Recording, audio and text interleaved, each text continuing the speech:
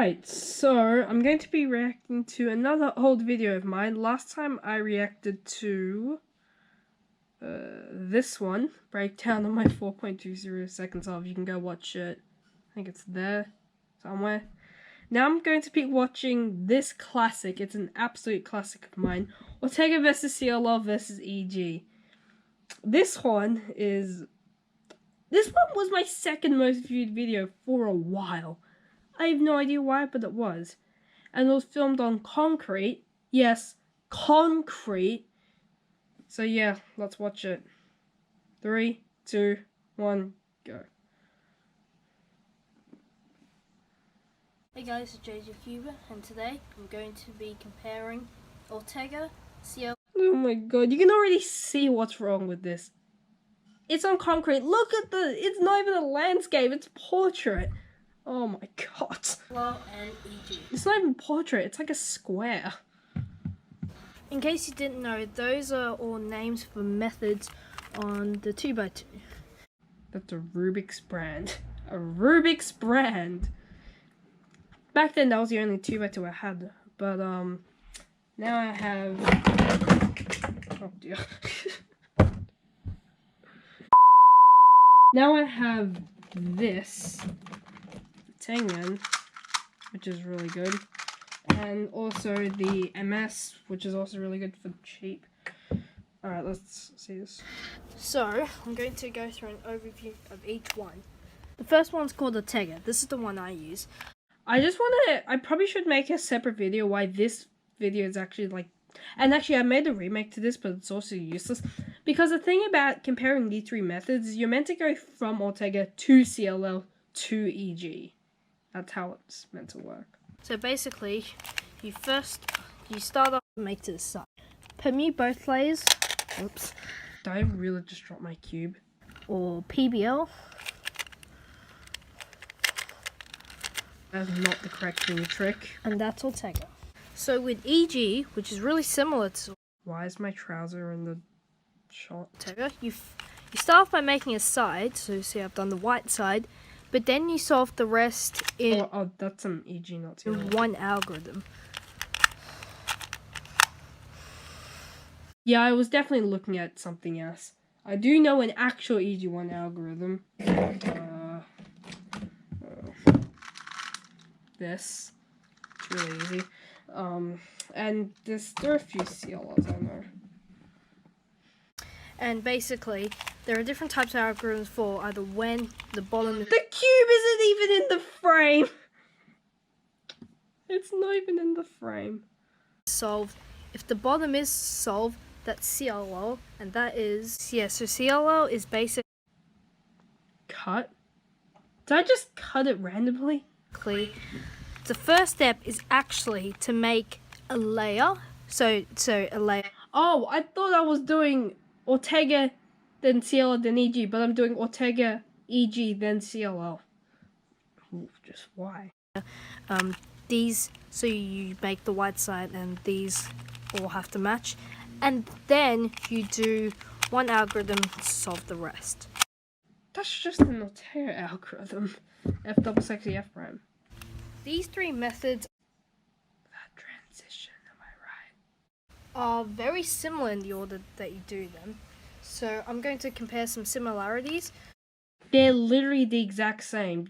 Pretty much you just, like, I guess up from the bottom, then you kind of go up. I don't know, it's like, they're like the same thing, but you can't do them in, like, different orders. So for Ortega and EG, you start off by making just a side. Hang on, let me just do that real quick. So you start off by making a side, not necessarily a layer, but yeah, so you start off by making a side, which is actually a lot quicker than... No, don't rotate! What you have to do, you don't rotate, you learn a different algorithm. CLL, where you have to make a full layer, so these colors all have to match. So that's the similarity between Ortega and EG. One thing... Wait a minute. about... What? It just changed from this to this. Portrait to landscape. Oh my god. This is why I use the GoPro, never my phone now. I never use my phone to film now. Only if it's like, I don't know. And even then, I could have easily changed it. Like, you could like flip it around. EG and CLL. If you know. Oh yeah, you know how I said my trouser was in the shot? Now both knees from it are in the shot. The EG method, you basically know CLL, and that's because, so once you get to the first layer, basically, when you get to the EG method. Okay, let me just explain this. There's basically CLL is a subset of EG. Basically, there's when you have the soft layer on the bottom, that's CLL, and then when you have a bar, that's EG1, and when you have a diagonal slope on the bottom, that's EG2, or you can do something called anti-CLL.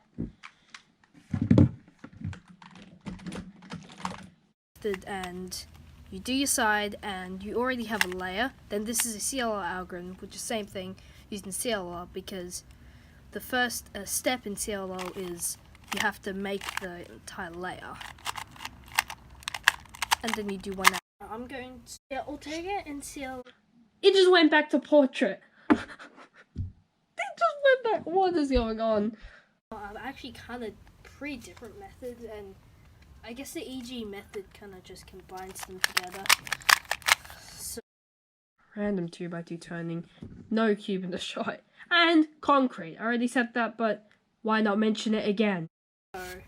So I'm going to. Alright, reasons for. I'm going to cut alright.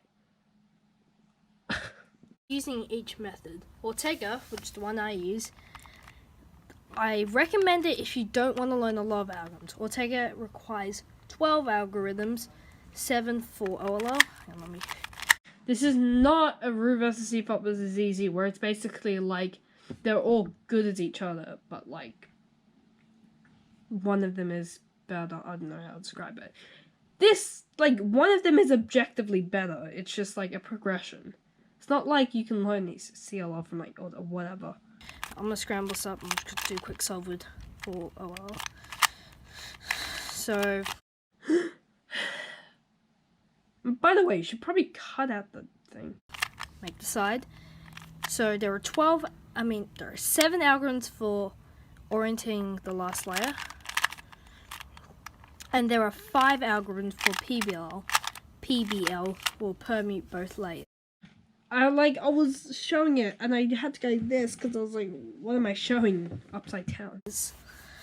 So yeah, it has the least amount of algorithms for either case. CLL has 42 algorithms and EG has a ridiculous number. I'll explain that later. But a downside for using Ortega it takes 3 steps, and Ortega and CLL and EG both take 2 steps, and it's also the slowest. This is the reason why this video is useless, because if it's the slowest, why use it? Now I look like a hypocrite saying that. Like, yes, I still use Ortega, but that's only because I haven't really practiced 2x2. I've been practicing like Megamix 4x4 and 7x7 recently. This is the reason why. If it's obviously slower, then don't use it. Out of these 3 methods, so if you use Ru, what was that cut? Which is one of the best speed cube methods, then that is a good reason for using CLL, because in one of the steps in Ru, you solve all the top layer corners. So that's pretty much what you do in here. But that step is called CMLL because stuttering. These algorithms, the 2x2 algorithms, can swap edges. Like there are no edges on this cube. So like if I were to do a JPEM. Okay, what I was trying to say is that in Ru, you have like this, if I can show this well. You have this little block here and a block here, and this M slice, hopefully I'm showing this right, is like there's nothing solved here. So basically, it can solve these corners and it can affect some of these edges. So it's different to COLL where you have a cross on top and you keep the cross, but CMLL just basically doesn't care about the mill slice. It would swap 2 corners on the 2x2, and it would swap 2 edges, but obviously there are no edges. So that's kind of what I mean by CLL and CMLL.